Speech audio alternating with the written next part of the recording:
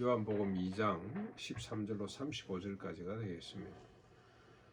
먼저 13절로 16절까지 보면 유월절이 가까웠습니다. 예수께서 예루살렘 성전에 올라가셨다가 예수님은 늘 유월절마다 예루살렘에 올라가셨습니다. 절기를 지키기 위해서. 어릴 적부터 그랬죠. 요셉과 마리아 부모를 따라 올라갔다가 공생의 가운데서도 적어도 3번 예루살렘에 올라가시는데 그때가 이 절기 때 올라가셨다고 보면 되겠습니다.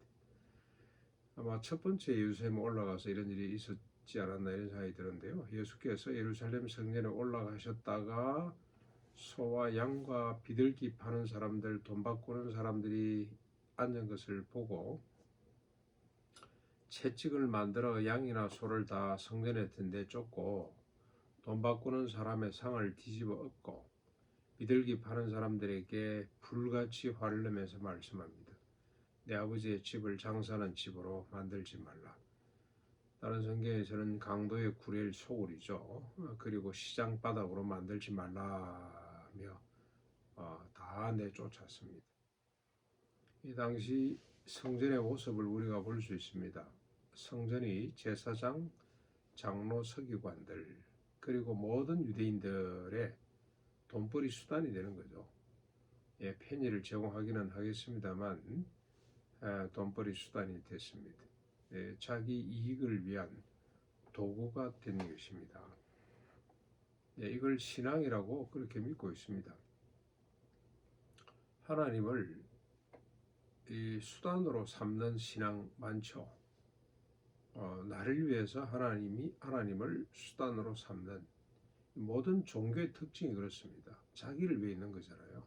우리가 뭐 종교를 가진다는 것, 이 영적 욕망이죠. 일종의 자기 안이 자기의 불안감을 해소하고 그리고 영원 불멸하고 싶은 욕망 때문에 종교들을 가지게 되는데 기독교는 그런 거 아닙니다. 내가 나를 위해서 하나님을 필요로 하는 것이 아니고 하나님이 자기를 위해서 우리를 필요로 하시죠. 그래서 우리가 하나님의 도구가 되어야 되는데 하나님이 우리의 도구가 될 수는 없습니다.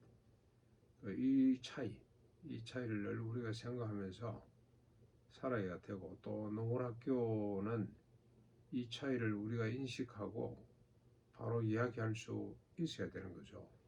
농구학교의 어떤 존재함이라고 나는 그렇게 생각합니다.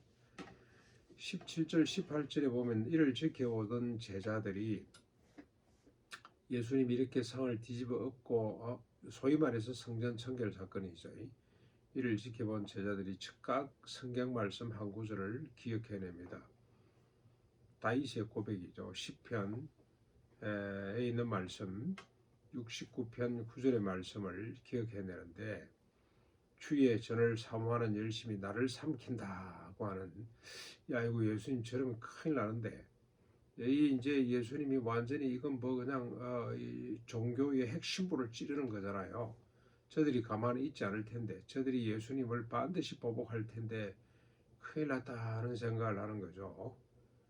정면 승부를 거는 예수님을 보고 성경 말씀 한 구절을 다윗의 시기를 떠올렸습니다. 다윗이 어떻게 고난을 받았습니까? 하나님 말씀대로 살려고 기치를 들었기 때문에 그가 고난을 당하는 것처럼 아이고 성전을 저렇게 깨끗하게 하는 것은 좋은데 자기를 찌르게 생겼구나 하는 생각을 떠올리게 되는 겁니다. 사람들의 입장에서는 당연한 질문이죠. 무슨 근거로 네가 무슨 권위로 이런 짓을 하느냐. 제사장도 아닌 것이 우리가 지금 언제까지 얼마나 오랫동안 이런 전통 가운데 있는데 네가 그걸 무시하냐. 그렇게 질문할 수밖에 없어요. 무슨 권위로 이런 짓을 하느냐. 그런데 제자들이죠. 베세다 출신들입니다. 다 대부분 지금까지는 뭐 완전히 12명을 다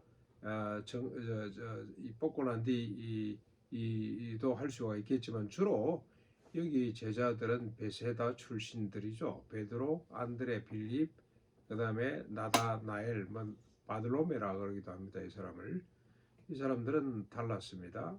예수님의 행동을 보고 즉각 다윗의 시편을 떠올릴 만큼 그냥 무식한 사람들이 아니에요. 하나님 말씀에 아주 열심히 있었던 사람들이고 하나님 말씀을 갖고 날 묵상했던 사람들인 것 같습니다. 예, 노동을 하면서 어부들이 많잖아요. 물고기를 잡으면서 이 노동과 이 상상은 같이 갈 수가 있잖아요. 일하면서 계속해서 주님 말씀을 무슨 뜻일까? 이게 뭘 의미하는 건가? 왜 다윗은 하나님을 향한 열심히 자기를 찔렀을까? 네, 이런 생각들, 이런 토론들을 많이 했을 거라는 생각이 듭니다. 참 쉽지 않은 것 같아요. 부부 사이도 성경 말씀을 가지고 토론하기가 쉽지 않다는 거. 집을 가지고 어디로 갈 것이냐, 뭘 할 것이냐 가지고는 우리가 지난하게 토론을 많이 합니다만은 정작 하나님 말씀 가지고 무슨 뜻일까, 왜 이럴까, 오른밤 맞고 왼밤을 돌리되면 어떻게 되나, 나는 뭐가 되냐, 이런 토론들은 잘 안 하는 것 같습니다. 그런데 제자들은 하나님 말씀을 갖고 늘 상상하고 묵상해보고 서로 같이 토론했음이 분명합니다. 예수님 행동을 보고 즉각 그들은 알아먹었습니다. 19절로 22절에 보면 유대인들의 항의에 대해서 무슨 권위로 네가 이렇게 성전을 뒤집어 엎냐, 이 항의에 대해서 예수님께서 답변하십니다. 아주 중요한 거죠. 너희가 이 성전을 헐어라, 내가 사흘 동안에 다시 일으키리라.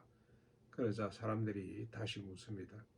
이 성전은 46년이나 걸렸는데 네가 사흘 만에 다시 짓는다고?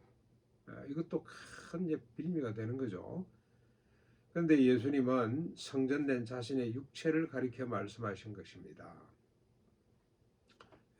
이 말씀을 제자들도 처음에는 깨닫지 못했어요. 지금 사회에서는 깨닫지를 못합니다. 뭔 말이지? 이 희한한 또 말씀을 하시네, 이럴 겁니다. 그런데 죽은 자 가운데서 다시 살아나신 후에야 제자들도 아하, 이거였구나. 그러면서 어떤 생각으로 발전되겠습니까? 아하, 성전이 이제는 달라졌구나. 주님이 새롭게 만드신 성전은 교회구나, 교회. 그 교회는 뭐 하는 집입니까? 만민이 기도하는 집이죠. 기도. 하나님이 계시고 우리는 하나님 앞에 기도하는데 뭘 위해 기도하겠습니까? 하나님 집 주십시오, 절 주십시오, 이게 아니고 하나님 뜻대로 살게 해주십시오. 하나님의 뜻인 공의와 인애가 펼쳐지도록 해주십시오. 산상보훈을 실천하며 살 수 있도록 해주십시오. 나는 죽고 내 안에 그리스도가 온전히 살게 해주십시오라고 기도하는 집이고, 주님은 그 기도 들으시고 응답해 주시는 집, 이 교회가 되는 거죠. 교회. 23절로 마지막 25절까지 유월절 기간 동안에 예수님께서 예루살렘에 계속 머무시면서 적어도 아마 무교절까지 해서 한 일주일 정도는 머무셨겠죠. 그곳에서 많은 표적을 행하십니다. 주로 아마 병 고치는 표적이었을 겁니다. 사람들이 그 표적을 보고 믿게 됩니다. 그런데 예수님은 그의 몸을 그들에게 의탁하지 아니했더라고 하는데, 다른 번역에 보면 그들의 진정성을 믿지 않았다라고 번역된 데도 있습니다. 그게 맞는 것 같아요. 이렇게 표적을 보고 많은 사람이 믿었지만 그들의 믿음을 주님을 신뢰하지 않았다는 뜻이 되겠습니다. 왜냐? 이는 모든 사람의 어떤 본성이죠. 본성을 잘 아셨기 때문에, 친히 아셨기 때문에 그렇다. 저들은 표적 보고 믿다가 또 내가 하나님의 비밀을 이야기하면 아마 다 돌아갈 사람들이다. 예수님이 허다한 사람들이 따라오는 걸 보고 뒤에 이제 6장 7장이 벌써 나타납니다. 그래서 너희들이 나를 쫓으면 육신의 떡을 먹고 배부름 때문인데 내가 너희에게 진짜 줄 떡이 있다. 내 살을 먹고 내 피를 마시라 그랬더니 다 떠나죠. 뭐라 그러면서 떠납니까? 어렵다. 무슨 말인지 모르겠다. 표적을 보고 믿는 신앙은 얼마 못 갑니다. 표적을 행하는 것은 하나님의 사랑의 방식이고 불쌍해서 해주는 것이고 또 그건 하나의 시발점이 되는 거죠. 이 본질은 아닙니다. 표적에서 이제는 더 성숙한 믿음으로 자기 부인의 믿음으로 가야 되는데 그렇지 않습니다. 사람들은 표적 수준에 머물러 있다가 다 떠나는 것 같아요. 그걸 신앙이라고 또 생각을 해요. 대표적인 것이 저는 뭐 우리 한국을 들었다 놨다 할 만큼 큰 교회죠. 그 목사님 우리 교회 디코 타고 오는 사람 막지 않습니다. 그러나 3년 지나면 내 구스타는 복 받기를 원합니다. 그랬더니 일부 예배 한 4, 5천 명 모이죠. 일제히 아멘 하고 큰 소리로 거기에는 뭐 온갖 사람들 식자들도 있을 것이고 뭐 한데 꼭 같아요. 아멘. 표적을 보고 믿는 신앙입니다. 자기를 부인하고 자기 십자를 지고 주님을 따릅시다. 그에 얼마나 많은 사람들이 아멘 하는지 모르겠습니다. 아무튼 예수님도 표적을 보고 믿는 사람들을 신뢰하지 않았더라. 자기를 그들에게 의탁하지 않았더라. 오늘도 우리가 신앙, 교회, 주님을 나의 도구로 삼지 않고 내가 주님의 도구가 되는 그런 삶을 살았으면 좋겠습니다. 그런데 또 하나 우리가 생각할 건 예수님께서 사람을 믿지 않았잖아요. 저들의 표적 신앙을 믿지 않았고 그들을 의지하지 않았습니다만 그래도 그를 떠나지 않으시는 이유는 또 뭡니까? 인간에 대한 이해를 넘어서 사랑 때문이죠. 이해하는 수준 가지고는 안 되는 것 같아요. 이런 존재다. 그렇게 정리하는 수준까지는 안 되고 그걸 넘어서는 사랑하는 수준까지 가야 된다. 그럼에도 불구하고 그들을 사랑하시기 때문에 십자가 부활을 그들을 위해서 지셔야 되기 때문에 그들을 떠나지 않은 거죠. 뭐 예수님 이럴 필요가 더 있습니까? 그냥 뭐 시끄러운 절이 떠나는 것보다 중이 떠나는 게 훨씬 더 편할 텐데 그냥 떠나버리면 될 텐데 다르게 시작하면 될 텐데 그러질 않고 그들 가운데 머물러 계신 것은 그들을 사랑하시기 때문에 오늘도 우리가 인간에 대한 이해를 넘어서 이해하는 것 그래서 비판하고 평가하고 하는 것은 잘합니다만은 사랑하는 것까지는 잘 못 가죠. 우리도 이해를 넘어서 사랑까지 갈 수 있기를 바랍니다.